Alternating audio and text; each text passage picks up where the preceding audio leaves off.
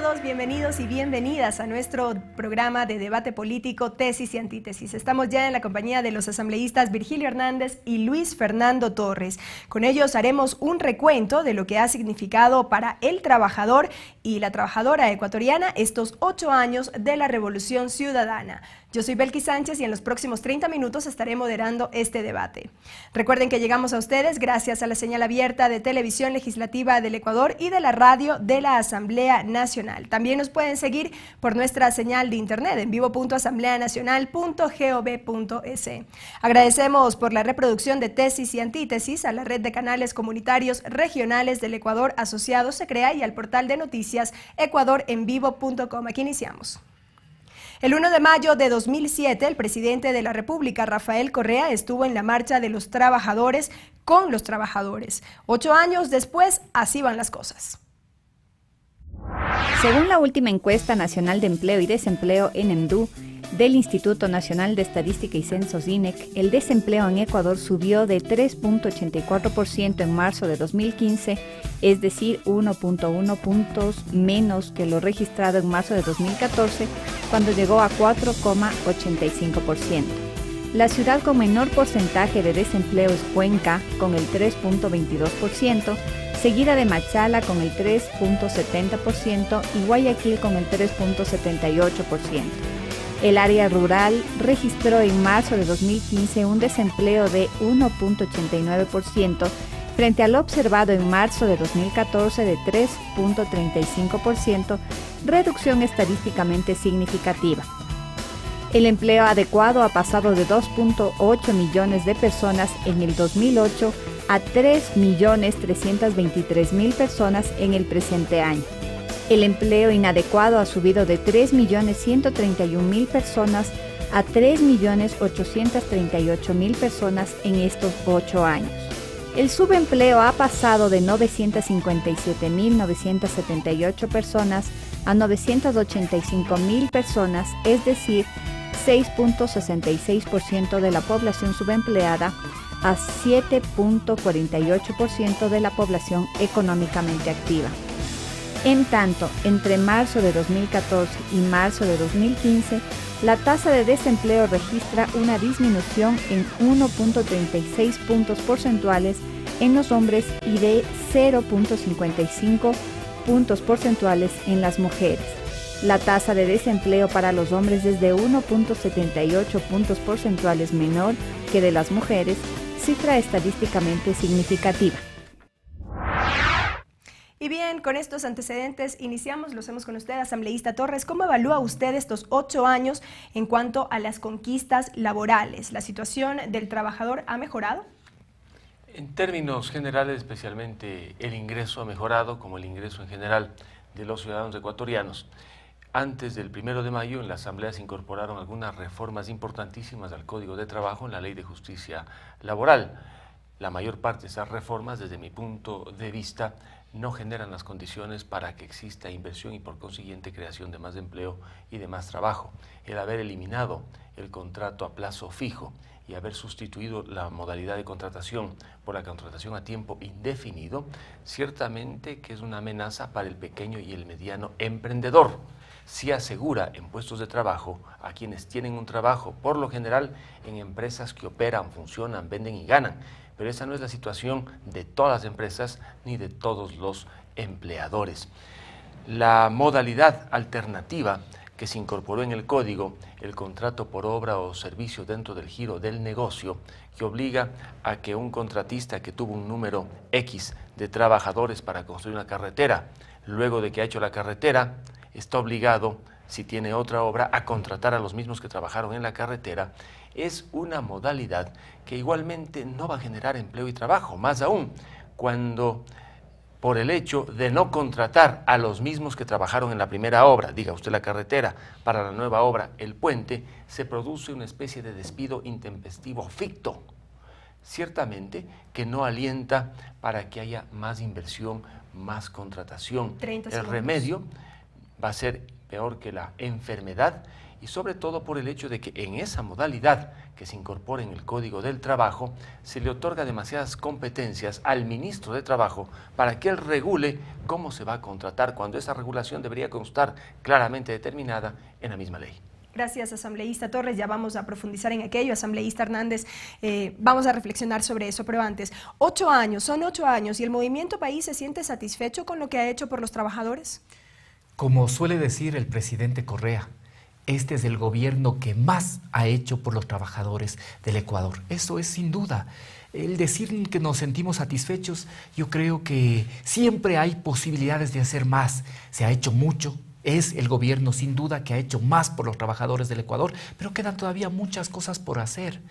Mire, desde el 2007, desde el 2008 con la Constituyente, el mandato 8 que eliminó la tercerización, que permitió al mismo tiempo la incorporación de millones, de 1 millón por lo menos, de personas que a través de distintas modalidades de precarización del trabajo no estaban, por ejemplo, afiliados.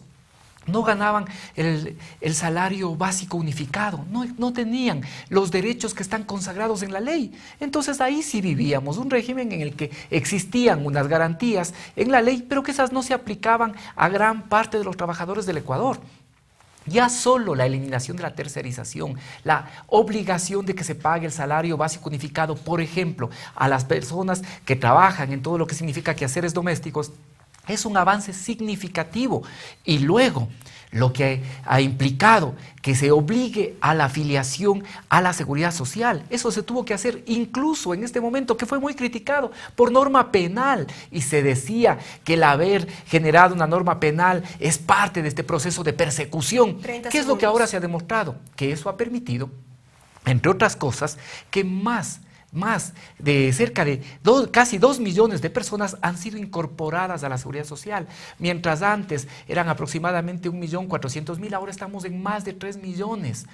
Y esto repercute directamente en mejorar los niveles de vida de los trabajadores y trabajadoras del Ecuador. Y las últimas reformas que se han aprobado también tienden a incrementar esos beneficios. Gracias, asambleísta Hernández. Asambleísta Torres. La legislación laboral en estos años se ha vuelto en una legislación inflexible, y cuando esto ocurre, la legislación se convierte en una barrera de entrada y de salida. Ello significa que los trabajadores que tienen un puesto de trabajo pueden contar con la seguridad de que permanecerán en el puesto de trabajo a menos que el negocio se liquide. Pero ¿qué pasa con los que están fuera? Con los que no tienen un trabajo estable y están a la expectativa de poder conseguir un empleo. Con una legislación laboral tan inflexible, tan rígida, es muy difícil que los que se encuentran fuera de los empleos estables, formales, puedan alcanzar un empleo, porque no hay la suficiente inversión para crear empleo y trabajo. Y por lo general, los que invierten en la creación de empleo y trabajo son los pequeños y medianos emprendedores. Y en el Ecuador, en estos últimos 7 años, los pequeños y medianos emprendedores han tenido serias dificultades para emprender o para ampliar sus operaciones comerciales, industriales, artesanales, con lo cual los que no tienen empleo difícilmente pueden ingresar. La legislación laboral que ha aprobado la Asamblea esta vez y la otra que fue aprobada por la Constituyente Montecristi, y entiendo que alguna otra reforma por el Congresilio y la Asamblea, ha sido básicamente una legislación que ha garantizado que permanezcan aquellos que ya están en un puesto. 30 segundos. Y los demás, los que están fuera, no pueden acceder. Veamos las cifras. La creación de empleo en el sector privado no ha tenido el dinamismo de años anteriores. Y una de las razones es, evidentemente, el hecho de que la legislación laboral es demasiado rígida. Está hecha no para emprender, no para generar empleo, sino para mantener a aquellos que ya tienen un empleo. Gracias. Asambleísta Hernández, el asambleísta Torres ha mencionado que la legislación ecuatoriana se ha tornado inflexible. Ya para el año 2007 el presidente de la República ofreció un nuevo código laboral y lo que se han hecho son reformas. Efectivamente, la reciente ley aprobada para la justicia laboral y reconocimiento del trabajo en el hogar, que ha recibido una serie de críticas. Luis Fernando nos acusa a veces de que nosotros hacemos poesía, Pero en cambio, lo que hace Luis Fernando es repetir siempre dogmas. Y este tema de la flexibilidad laboral ha sido precisamente el dogma de los neoliberales, al igual de de poner al capital por encima del ser humano. Esto no puede ser posible. Con el tema de la flexibilidad laboral, precisamente Luis Fernando se permitió la tercerización. Con el tema de la flexibilidad laboral se permitió el trabajo por horas. Con el tema de la flexibilidad laboral no se generaron normas lo suficientemente rígidas que garanticen que cada uno de los trabajadores deba ser afiliado. Con la flexibilización laboral, en algún momento incluso se llegó a poner en cuestión todo lo que tiene que ver con la seguridad social. Eso fue lo que nosotros recibimos. ¿Qué es lo que se ha hecho? ¿Y cómo se ha ido modificando este panorama? ¿Qué tenemos ahora? Tenemos ahora que las estadísticas lo que nos dicen es que los niveles de desempleo en el Ecuador son los más bajos de la región, que al mismo tiempo ha disminuido el subempleo. Obviamente siguen existiendo problemas, porque son problemas también que hemos heredado, pero aún así se ha avanzado. Segundo, hemos mejorado obviamente la legislación pensando siempre en el ser humano. ¿Qué es lo que justificaba Luis Fernando? Que, por ejemplo, las personas que trabajan en quehaceres domésticos no ganen lo mismo que el resto de los trabajadores. Esto no solo que era una flagrante discriminación laboral, sino además también por condición sexual, porque la mayor parte de quienes trabajaban eran mujeres. Nosotros nivelamos precisamente esta situación. Luego, ¿qué ha permitido? Que en este momento la Seguridad Social tenga, por cada pasivo, tenga cerca de 8 personas que son activas y que financian precisamente la Seguridad Social. Y todas estas reformas que se aprobaron la última semana, en especial la que permite que por primera vez cerca de 1,5 millones de personas, de trabajadoras del hogar, puedan estar afiliadas a la Seguridad Social, garantiza su futuro. Es sin duda uno de los gobiernos que más ha hecho por los trabajadores y trabajadoras del Ecuador. Gracias, asambleísta Hernández. Amigos, es tiempo de una primera pausa aquí en Tesis y Antítesis. No se vayan, esta semana analizamos las conquistas laborales en estos 8 años de la Revolución Ciudadana. Volvemos.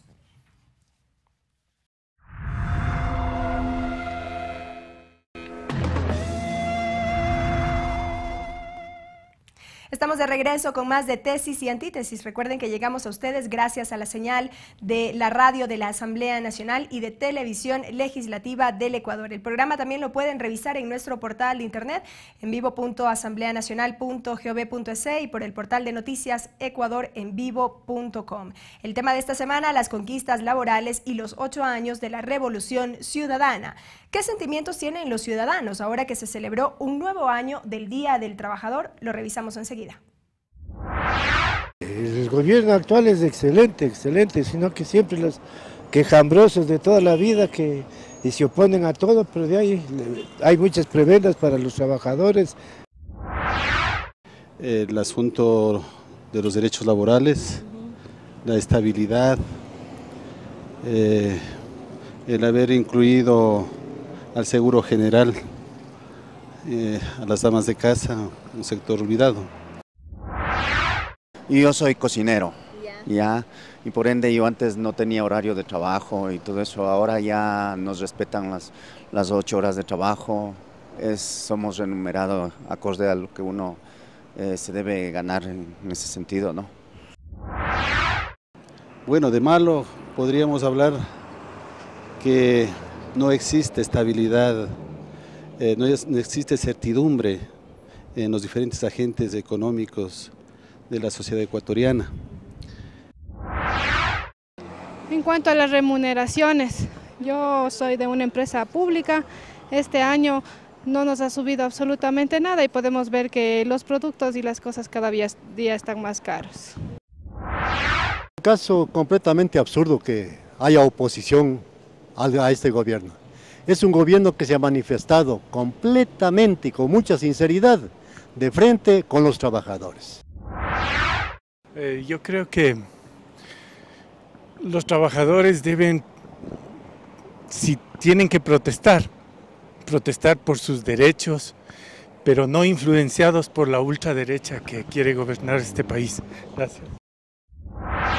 Y bien, asambleísta Torres, escuchamos ya a los ciudadanos. En su mayoría están aparentemente de acuerdo con los cambios que se han hecho. Por ahí una señora se quejó del congelamiento de los salarios en el sector público.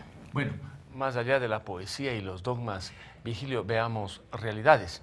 ¿Qué supone que en el Ecuador no pueda existir la modalidad del trabajo por horas?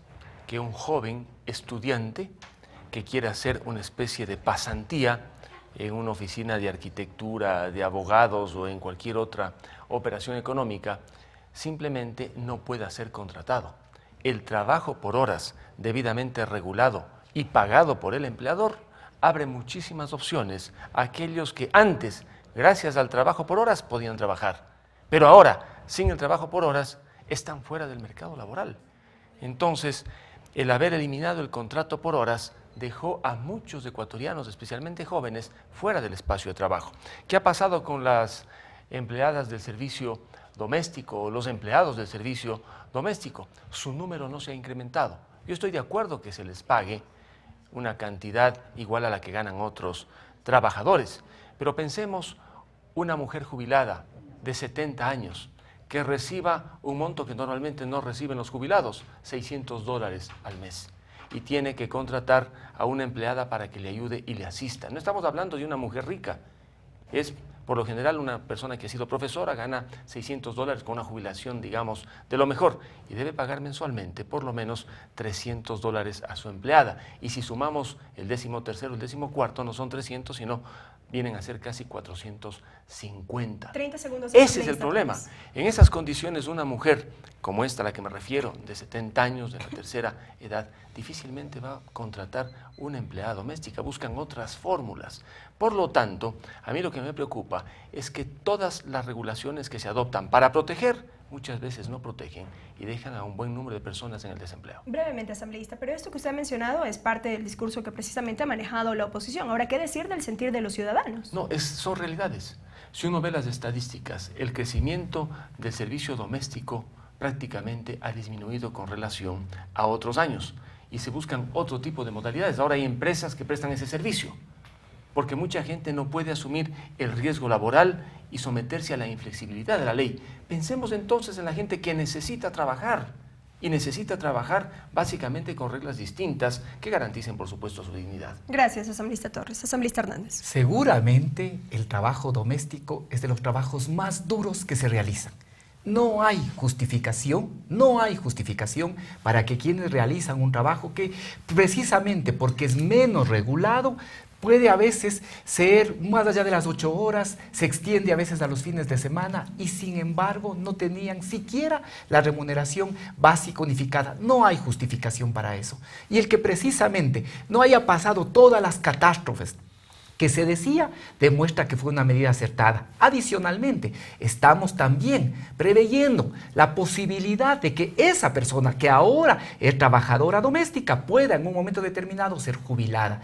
A mucha gente se le robó el futuro, Luis Fernando, no se puede justificar. Yo creo que sí hay cosas de las que debemos, como Estado, no hablo como gobierno, no hablo solo de la Revolución Ciudadana, como Estado. Si hay algo que debemos reivindicar es, por ejemplo, haber eliminado esta discriminación para las trabajadoras domésticas y que ahora puedan tener un salario básico unificado. Porque eso lo que nos permite es no solo que ahora puedan tener mejores condiciones más dignas de trabajo, sino también pensar que en el futuro puedan estar afiliadas ahora, jubiladas después. Era de los sectores en los que más irregularidades existía. Cuando uno escucha a los ciudadanos, a diferencia de lo que tú piensas y de cómo han pensado los liberales, ¿qué es lo que piensa la gente? La gente cree que es positiva la estabilidad, que es positiva precisamente que la persona tenga certidumbre, es lo que decía algún amigo de los que fue entrevistado, certidumbre, es decir, que puedan existir reglas absolutamente claras que garanticen la estabilidad, que permitan que incluso ese trabajador pueda laborar en mejores condiciones, pensando no solo en su propio bienestar, sino también el de su empresa y de esa manera también contribuir al país. Gracias, asambleísta Hernández. Asambleísta Torres. Bueno, Virgilio, tu visión va dirigida a aquellos que ya tienen trabajo y tienen empleadores que pueden pagar al trabajador, pero esa es la minoría. La mayoría tiene lo que ahora se llama un trabajo inadecuado o está en el subempleo. Cerca del 46% de la población económicamente activa no está incorporada en trabajos estables. ¿Cuál debe ser el desafío de una sociedad que quiere generar mayores niveles de equidad? Incorporar a los que ahora están en el desempleo, que afortunadamente en el Ecuador son una minoría, y aquellos que tienen un empleo inadecuado o están en el subempleo. Legislamos por lo general en el Ecuador y en otros países para aquellos que ya tienen empleo. Entonces a ellos les damos más seguridades. Está bien, pero para los otros. Por eso digo que la legislación inflexible es una barrera. Y no hablo aquí de las grandes empresas, porque por lo general una gran empresa tiene recursos para pagar. Su productividad es mejor que la de otras empresas más pequeñas. Tienen ventas altas, utilidades, ganancias. Yo pienso en los pequeños y medianos emprendedores. El ejemplo que puse fue de, pensemos, una mujer que ha sido profesora en una escuela fiscal o pública y que gracias a sus aportes puede recibir como jubilación $600. Pero la ley le obliga que a la servidora doméstica que trabaja para esta señora tiene que pagarle $300 y con el 13º, 14º cerca de $450 al mes. Le quedan a esa pobre jubilada $150. ¿Qué hace esa jubilada? Tiene que prescindir de la persona que trabaja para ella o tiene que encontrar alguna otra modalidad, cuando bien se podría en la legislación establecer el trabajo a tiempo parcial, el trabajo por horas con las garantías suficientes, evitando por supuesto la explotación, pero no con estos niveles de rigidez que le perjudican a la servidora y a esta pobre jubilada que recibe, enhorabuena, cerca de $600, cosa que no reciben todos los jubilados. Gracias. Asambleísta Hernández, en efecto, una legislación en beneficio de aquellos que tienen trabajo, de quienes tienen empleo. ¿Qué pasa con aquellos que están en el subempleo, como acaba de mencionar el asambleísta Torres? Pero precisamente esta cifra lo que demuestra es que tanto los niveles de desempleo como subempleo en el país han disminuido. Precisamente te demuestra que con estas leyes que generan mayor certidumbre, lo que hace es que hay reglas más claras para la relación laboral y más bien esos índices han tendido a disminuir. Eso es lo que nos demuestra con claridad. Tú estás poniendo un caso que seguramente existirá, que es un caso extremo, pero yo te pido en cambio que pienses en aquella trabajadora doméstica que muchas veces laboraba 10, 12 horas, que ganaba salarios bastante menores a los del salario básico unificado. Pero además hay que decir esta barbaridad que existía por ley existía una discriminación, porque su trabajo lo valoraba menos y por lo tanto tenía por ley un valor menor, su remuneración. Eso es inadecuado, es inaudito. ¿Qué iba a pasar con esa mujer, en cambio, cuando esa persona pueda llegar a tener jubilación? ¿Cuál iba a ser el monto de su jubilación? Si ya su salario era un salario bastante reducido y encima a veces no se le afiliaba efectivamente por lo que ganaba siquiera. Entonces eso complicaba el futuro de las personas que trabajaban en esa situación. Yo por eso señalo, no debería ser visto como un tema del gobierno, no debería ser visto como un tema de la revolución ciudadana. 30 segundos. Una conquista del Estado. Y yo señalo que en esto y en otros varios aspectos es en este periodo en donde más se ha realizado. El ahora haber incorporado a cerca de 1,5 millones de personas, de trabajadoras del hogar, a que puedan tener posibilidad de una jubilación. Esto es un avance fundamental. Y otras de las normas también que se establecieron en la Ley de Justicia Laboral son un paso significativo en la consecución permanente de derechos a favor de los trabajadores y trabajadoras del Ecuador. Gracias, asambleísta Hernández, asambleísta Torres. Amigos, es tiempo de una nueva pausa. No se vayan porque al volver ya estaremos con el bloque final de este programa, Tesis y Antítesis, y el análisis de las conquistas laborales en estos 8 años de la Revolución Ciudadana. Volvemos.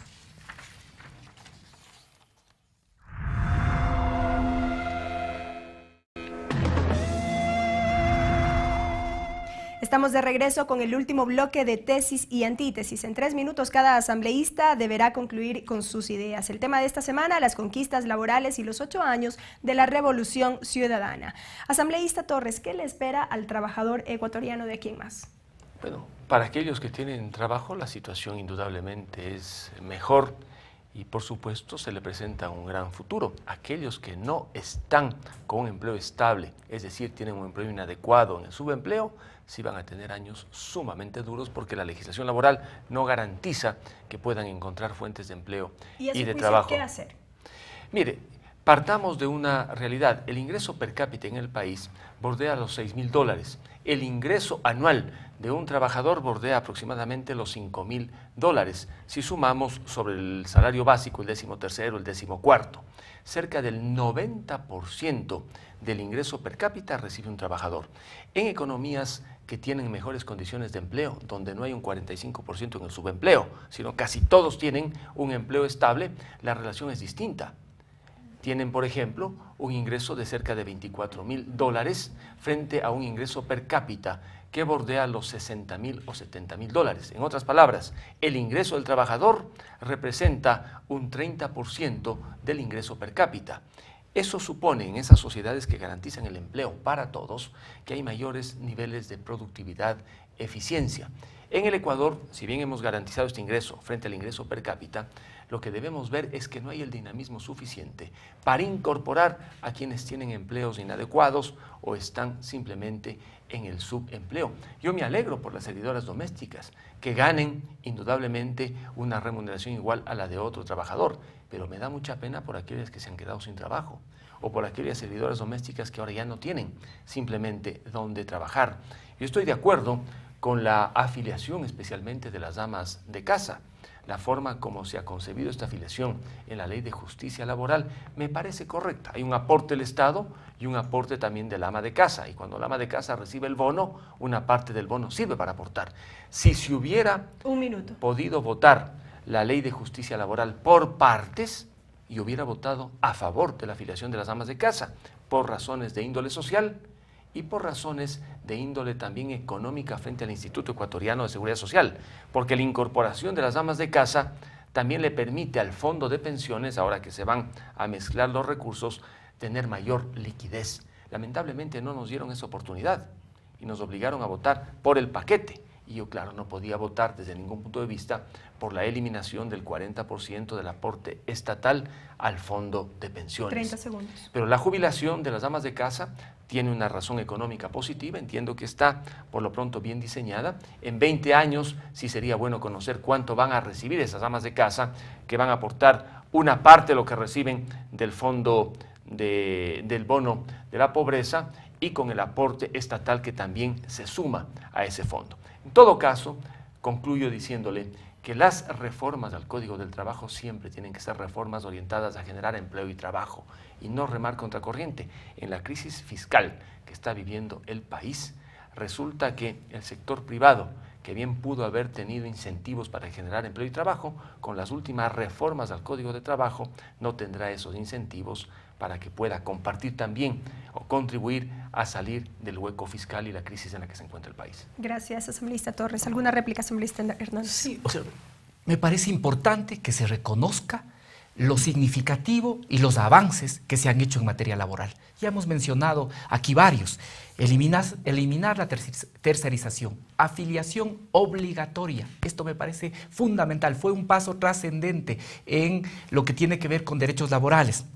Luego, haber generado toda esta serie de nivelación de las condiciones de trabajo de las trabajadoras domésticas es otro de los avances importantes. Ahora, en los que ha aprobado por la Ley de Justicia Laboral, lo que tiene que ver con la eliminación de los contratos que generan incertidumbre, esos contratos a tiempo estos contratos a tiempo fijo, ¿sí? Ahora haber establecido la modalidad de contrato indefinido es un avance importante. El que no pueda existir el 20, 30, 40% de los trabajadores a prueba también es un avance importante. Ahora, 15 días de trabajo a prueba para una persona que hace trabajo doméstico o 90 días a prueba máximo para un trabajador. Y luego, contrato indefinido. Eso es un avance en la legislación ecuatoriana.